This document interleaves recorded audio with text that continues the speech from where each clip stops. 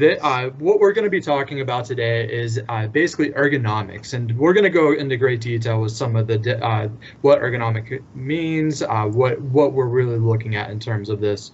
Really important right now, simply because everybody is, at a desk the majority of the time. We're seeing a lot of more people working at home in incorrect postures, so we're going to kind of go into detail with some of that. As we go into the talk, I'd like to do a quick introduction on the office that I work. We have a couple different locations. We have one in St. Thomas on top of Rapun Hill. We have another one in Peters Rest over in St. Croix. What we really focus on are what's called the 5 essentials of health. And this slide gives you a basic overview of these 5 essentials. I'll touch upon briefly on some of them. We're going to be going into depth with a couple of them, but the basic 5 essentials: maximize the nerve, maximize nutrients, maximize oxygen and lean muscle, and then minimize toxins.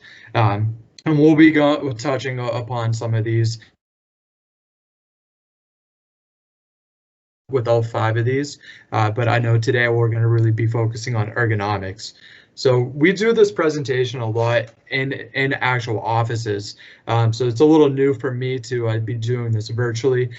Typically when I pull up this slide, it's really funny to see people in person, because this goes over the evolution of posture, and a lot of times I'll start to see people actually straighten up and have better posture once they see this slide. But as you can tell, now we're entering a sedentary lifestyle where a lot of people sit for the majority of the day, especially at work and at home. So define ergonomics. So ergonomics is simply the study of people's efficiency in the work environment. What we're really looking at with ergonomics are the basic static postures and static loading. Basically the physical exertion in which you hold the same physical posture throughout your entire day. So we want to make sure that we go ahead and are really focusing on the best positions for your body in terms of that ergonomic posturing. So when I'm referring to ergonomics, I'm really thinking of the best way to really exert your posture. This is just ideal. This is the ideal situation. The desk.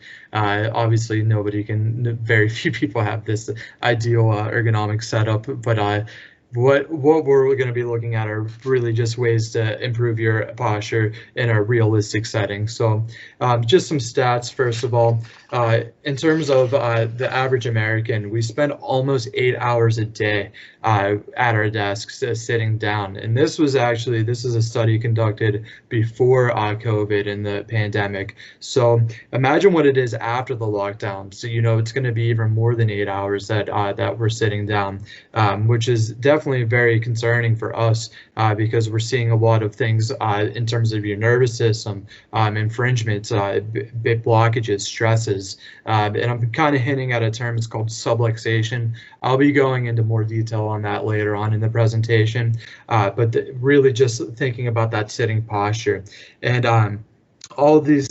sitting down for so much time is causing what's called trauma, micro traumas, and that's basically leading to that subluxation term that I led on to earlier. I have 3 different ergonomic principles. If you're able to follow these 3 ergonomic principles, you'll be in a much better positioning in terms of your everyday life. So all activities should promote you to move around to really allow different posturing. You should be able to use the largest muscle group in terms of where you're actually exerting that towards your sitting posture, standing posture.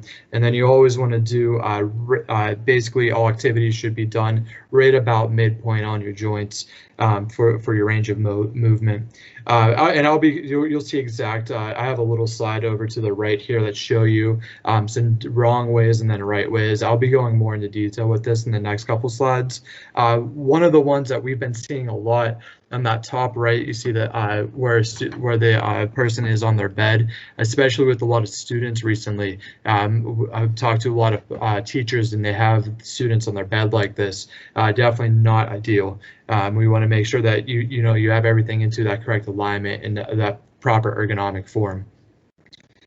So in terms of bad habits, we'll be going into detail with this, but the thing is, all the bad habits, they add together. So the one picture up to the top, cell phone use. This is where we're seeing a lot of problems with, especially with the new generation.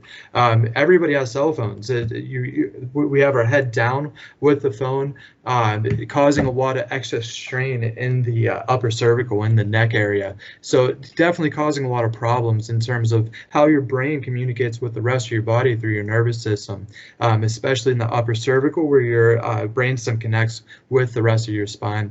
And there's all the other pictures, obviously, at the woman with the phone on their shoulder, and just all kind of incorrect ergonomic forms. So in terms of musculoskeletal disorders, there was a study done in 2013 that showed that 33% of all workers and injuries were musculoskeletal disorders. And a lot of that is those microtraumas after years of buildup of sitting in the wrong posture, not moving around enough, not having that correct ergonomic form. What happens whenever it goes left untreated? After years of abuse, we're seeing a lot of degeneration. We're seeing a lot of more severe things. If you're in that wrong ergonomic form, if you have bad posture, you're going to be really affecting your spine and how your nervous system is actually aligned with your body, causing basic subluxation or that misalignment in your nervous system. That can lead to headaches, can lead to lack of sleep, can lead to pain, mobility loss. Those are really the most common ones we see when individuals come into the office. But that's after years of it left untreated, after these microtraumas can lead to that. Most commonly injured low back, upper extremities. We see a lot of obviously low lumbar problems, a lot of shoulder, wrist, elbow problems from individuals at desks. Additional injuries. So I know I touched upon a lot of these. Now 77% of an office workday is spent in front of a computer. Now that's a lot of time in front of the computer. A fourth of the workforce thinks that pain, symptoms, mobility problems are just part of having a job, which it's not. That's not how things should be thought of. We can eliminate a lot of that just by correct ergonomic form, making sure that we do some of the principles that we'll be touching upon.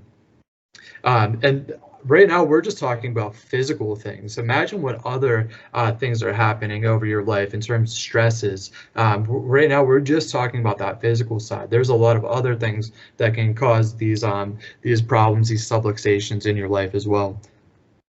Now, what does everybody do whenever they start to have a problem? Obviously, it's a lot of people resort right to drugs in terms of Tylenol. Now, that's really problematic because what's happening, say you have a headache and then you go ahead and you take a Tylenol or some other type of drug. Really, all that's doing is blocking that receptor to your brain. You still have that ache, pain, that mobility loss, that overall underlying problem. That drugs are just going ahead and they're blocking that receptor. Now, where that becomes even more problematic is you still have that problem, but you're still moving around thinking that you don't because you're blocking that receptor, which goes ahead and it causes that problem to get worse and worse over time. That's why Tylenol only works for short durations, it's not fixing that overall problem. All right, then I have a couple of funny pictures. This is really just obviously you can see what's wrong with these pictures in terms of that forward head posture, how these individuals. The thing is, everybody does this over time too. You're not going to hold that perfect posture all day long, but there's a few things that you can do in order to. This is a quick picture just showing you that side view. Where exactly you want the posturing to be. There are a couple slides that I would highly recommend taking a picture of This next one is one that I would take a picture of because this does a really good view of showing you that correct ergonomic setup in terms of where you want your feet placement, where your knees should be angled, your hips, as well as your arms. Another interesting stat that I always mention, a lot of offices, especially whenever they were first built, and if you're in an older office, they were actually built for men, and that's worrisome for women because the chairs, how the desks are set up, where that monitor is, it's not meant for. It wasn't built for a women's stature, so really important to keep it and look at this picture and see how your exact setup is. And maybe your feet aren't touching the ground flat. You may want to put a book or a box underneath your feet. Maybe your chair isn't low enough or high enough with your monitor. You may be sitting further or too close to your monitor. So just things to keep in mind. We usually do this in person in the offices, and I can actually look at everybody's actual desk setup, and I can tell them. Obviously, a little different on the virtual, but at least I can go through some of the overall, the underlying things that I want to talk about. This picture is interesting because this shows basic how you want to have your wrist and your hands sit against your keyboard. Something that I've seen a lot in terms of like ergonomic fit things and advertisement at like Office Depot, if you ever go, some of those ergonomic forms in terms of the padding in front of your keyboard or mouse, that can actually be pretty detrimental for your for that posturing, because you want to make sure that your wrists are nice and flat against your keyboard, not up at an angle, which can lead to that carpal tunnel, lead to some other problems coming down your arms. All right, so let's get into some solutions. So the next couple slides, I have some different movements. The biggest thing, I can't stress this enough, just get up and move. At least once an hour, you want to get up, stand up, get the blood flowing, maybe do some stretches. There's a couple pictures of a wall stretch, a door stretch. The big thing that we notice going into office, and even just if you think about how you posture throughout your regular day, everybody starts to get tired. You round your shoulders forward, your head comes forward. That causes a lot of excess tension in the neck and that upper cervical with that forward head posture. You'll actually start to lose the curvature in your neck that should be there. And I have a couple x-rays later on in the slide, which you'll be able to see what I'm talking about with that. That causes a lot of different tension on the upper cervical, and that's right where your brainstem sits. So we see a lot of problems with office workers with intense headaches, migraines, energy issues, sleep issues, and that's all isolated for cervical area because of that forward head posture. So just keep it, you want to make sure you're moving around, keep those shoulder blades back, keep your cheekbones above collarbone so there's no forward head posture. Just be conscious about it. There are some apps you can get to. I actually have a watch, and it notifies me every hour to make sure I stand up and move around, stretch, because you don't want to be seated for an excessive amount of time. Here are a couple other different exercises you can do. I have the abdominal flexes, which details it out. Maybe beneficial to take a picture of this slide as well. It breaks down those exercises. If you watch a coworker do this, basically what you want to do with this is make a double chin on purpose. So pull your head back, make sure that you don't have any forward head posture. Pull your head back, make that double chin, then slowly look up. So then we're getting that neck flex in there. There are a few other things you can do. I have all of my contact information at the end. If this is something you'd like me to go ahead and give you more stretches, more exercises, there's a ton of them that you can do. Even simple, touch your toes, get your hamstrings nice and stretched. But I have all my contact information at the end if you want any of these slides or any of this as well. Here's some smartphone apps that we have that really go through that help you keep that ergonomic form, help you get up and move. Those are some ones that we know that work well. Even a simple timer is good too if you just have that on your desk. Make sure you're not sitting through for more than an hour. This is a slide that I would definitely take a picture of. I know there's a lot of information on this one. This is an ergonomic assessment tool. I made this a while ago. It's really just a checklist. When I go around to different offices and I'm looking at ergonomic form, I just go down and check yes or no on this, and this will give you a really good idea if you're actually seated in that correct posture. All right. I know I said earlier, I hinted about these x-rays. So this is x-rays of your neck, obviously, your upper cervical. In the top left, that would be a completely normal curve. You see that it's a natural 45-degree curvature. The picture right to the right, that is after years of those micro traumas, after basically sitting at a desk, different things like that, causing a lot of forward head posture. You can see that that curvature is completely gone. It's not there anymore. And then below that, we have the different phases. So basically phase 1, phase 2, phase 3, which we'll start seeing that forward head posture and the actual curvature being lost. This slide is all about spinal subluxation. So with spinal subluxation, the main thing that you want to focus on, it's your nervous system. Now with your nervous system, the way to kind of view it in terms of your spinal cord is almost like a rubber band. You'll see right here on the left, this is a normal curvature, that 45-degree curvature. You can see the spinal cord right here. See how it's a lot thicker than the one over here.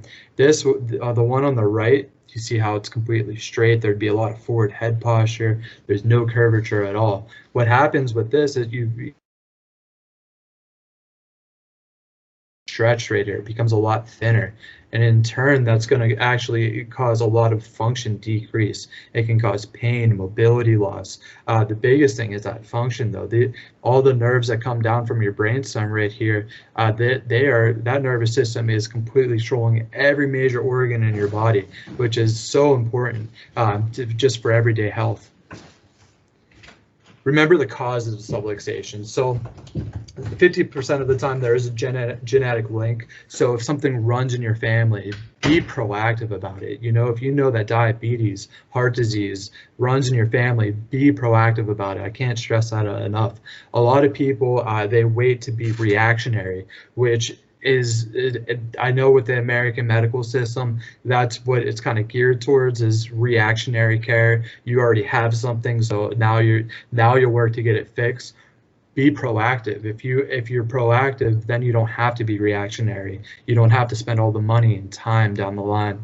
A lot of babies are subluxated from birth, actually. We are a family office. We see everybody. We have a ton of newborns that come in. Their treatments are completely different than adults, but we see that a lot of babies are actually subluxated from birth. There's actually infringement just from coming out of the birthing canal. Their spine isn't set up in the correct form, so we make sure that we have everything set up in that correct form.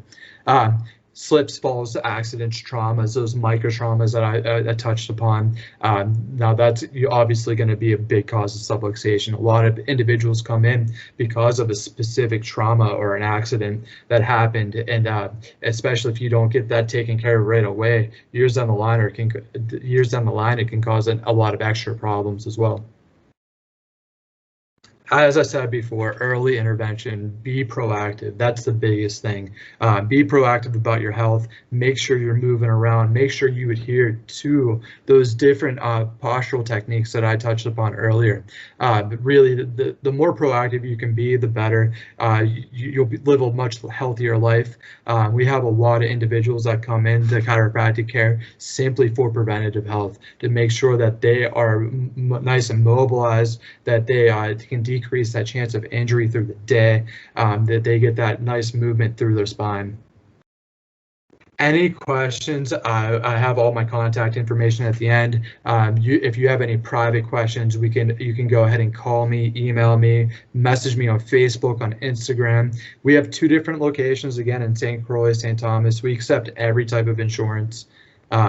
This is all of my contact information, so obviously the website, Facebook, Instagram, our email, our phone number at the bottom. I would highly recommend following us on Facebook. We do one of these virtual demonstration power talks every month. we always do different topics every month. This is one that we did a couple months ago. I took out some of the information on this one simply for the timing of everything. But we have a much more in-depth ergonomic talk and movement talk on our Facebook as well, if that's something you're interested in. And we have a ton of other ones. We're actually doing one this Thursday on Facebook on comorbidities. We'll be talking a lot about chronic disease, super important, especially with the pandemic. The pandemic is affecting all the people with comorbidities, so it's super important for prevention of chronic disease at this point. And the nice thing is it's in everybody's head right now, so to really be proactive about it. If you know something runs in your family, let's go ahead and take a look at it. That's it for my demonstration today. I hope I touched upon everything that you were hoping for. If there's any questions, I'd be happy to go ahead and answer them now. Does anybody have any questions? Thank you, Craig. Yes, I have a question.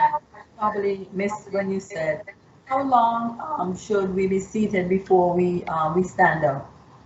So the most amount of time that you'd want to be seated at any given time is 1 hour. Now, make sure that you stand up at least once every hour. Really move around, do those stretches. Some of the stretches that I documented, touch your toes, just get the blood flow moving. Now, there is another study. I don't have the talk a little bit more about it on the bigger presentation we have. There's a link in between being seated for more than an hour and stroke, and there's a really big correlation with that. So super important to get up and move at least once every hour, 1 hour. Any other questions? Yeah, can you share the slide with the apps that tells us like when to sit up and absolutely, let me stuff like that? A lot of the smartwatches have that right now, but let me find that app. I just need to write down the names so I could download. I have some of the smartphone apps right at the bottom of this slide. Dr. Bill actually gave me a lot of these I was looking at. So Dr. Bill is one of our main doctors out of the Chicago location, and he's used all of these personally. And then I have another slide right here, which goes over these as well. So the Lumobac, and they have an accessory with that app, Mac Brakes with the Z at the end. There are a few different things. You can even just get a timer. I have like the iWatch.